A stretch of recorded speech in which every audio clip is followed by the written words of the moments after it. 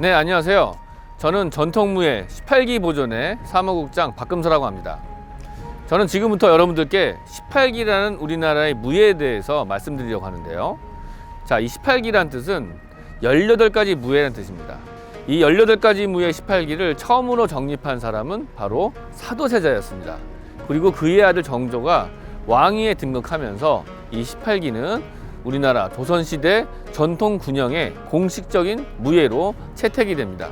자, 그리고 정조는 18기에다가 마상무예 4가지, 그리고 격구 마상제 등 6가지 항목을 더 붙여서 총 24항목으로 만들어진 무예도보 통지라는 무예서를 편찬하게 됩니다. 우리나라에는 그런데 왜 이렇게 많은 무예가 필요했을까요? 이 무예라는 것은요, 특히 군영의 무예는 전쟁과 관련이 있습니다. 이 군영에서는 전쟁의 효험이 있는 그러한 무예들을 채택하기 때문이죠. 자, 그렇다면 우리나라 18기가 만들어진 그 역사와 과정에 대해서 지금부터 알아보도록 하겠습니다.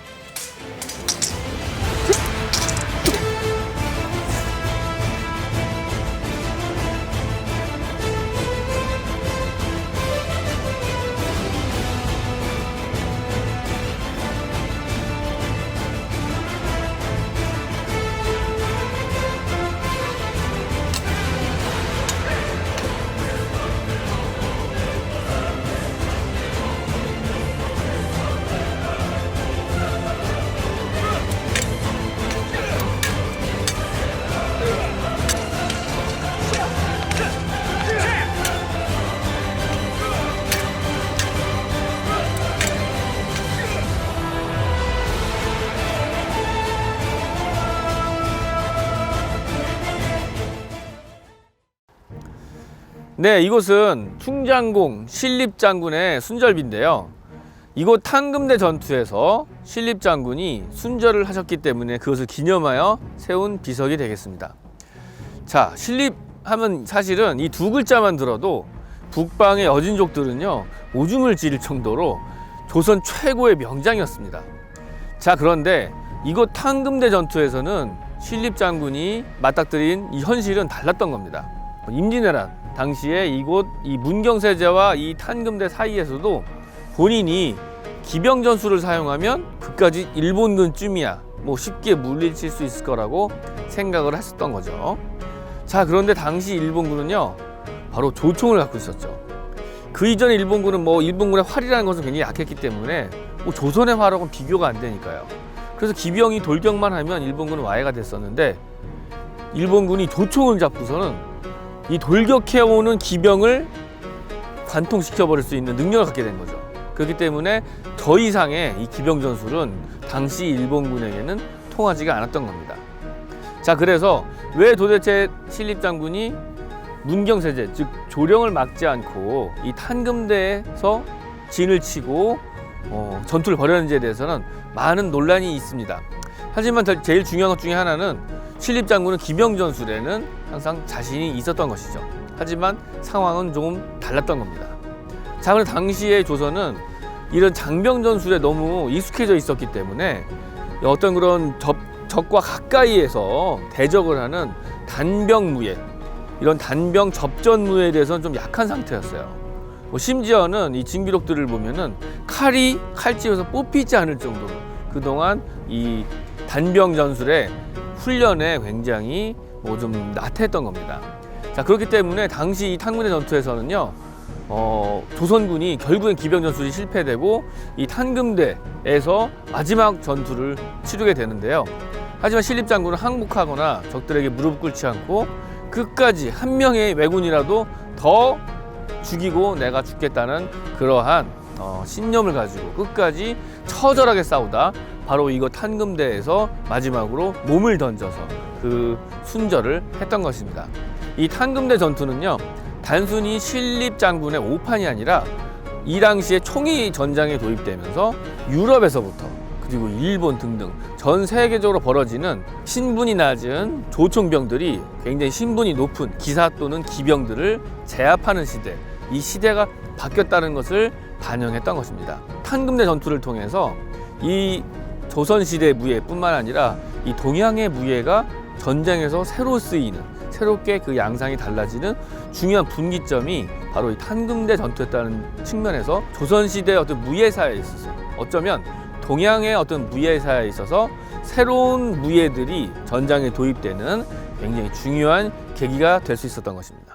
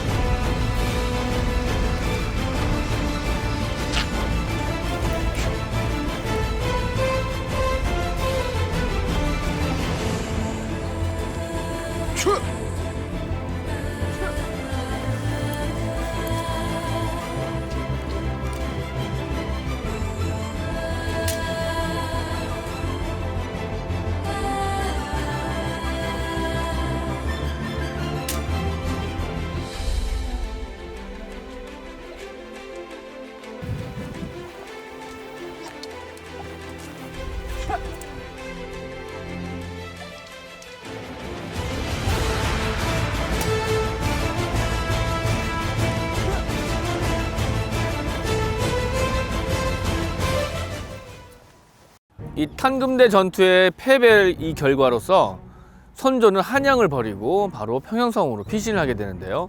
이 충주를 일본군에게 빼앗기게 되자 일본군이 바로 이 남한강을 따라서 한양으로 곧바로 진격할 수 있는 그런 길이 열렸던 것입니다. 그만큼 이런 충주가 굉장히 중요한 것이었고요. 탄금대 전투의 패배는 그만큼 뼈저린 것이었죠. 조선 출신인 이여송 제독이 2차 원병을 이끌고 오는데 거기에는 절강성, 복건성 등지에서 이 왜군과 많이 싸워본 경험을 갖고 있었던 남병이라는 그 군대가 포함이 되게 됩니다. 자, 근데 이들이 어떤 전술을 구사했냐면요, 원항진이라는 10명의 전투원으로 이루어진 이 원항진법으로서 당시 동양 최강이라고 알려졌었던 이 왜구들의 또는 왜군의 이 단병 접전 능력을 상쇄시키고 오히려 밀어붙일 수 있는 그런 전술을 보여줬던 것이죠. 자, 그래서 선조는 저들이 쓰는 이 원항진법을 우리도 빨리 도입해야지 한양을 다시 수복할 수 있겠다는 그런 생각을 갖게 되고, 이들의 전술을 도입하려는 노력을 합니다.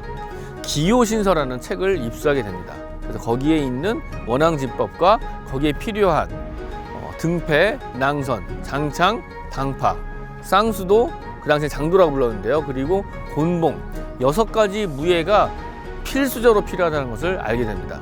조선 정부에서는 훈련도감을 만들고요. 거기에 한교라는 어떤 그런 난관을 배치를 해가지고 이 무예 작업에 혼신을 쏟게 집중을 하게 합니다. 그래서 그 결과 이들을 어떻게 연결해서 훈련했을 때 가장 좋은, 가장 효능을 낼 수 있는지를 자체적으로 연구하게 되고요. 그 결과 이 모든 무예의 사용법을 오늘날 어떤 품새처럼 연결해 놓은 서적을 정리하게 되는데요. 그것이 바로 무예제보였던 겁니다. 이 무예제보는 우리나라에서 발간된 최초의 무예서였어요. 최초로 모든 군영의 배포에서 모든 군사들이 익히게 만든 어떤 표준 무예서로서는 최초의 무예서였던 것이죠. 자, 여기에 필요한 이 무예들이 오늘날 펼쳐지는, 오늘날 여러분들이 이 영상에서 보실 수 있는 그 6가지 무예가 다 포함되어 있습니다.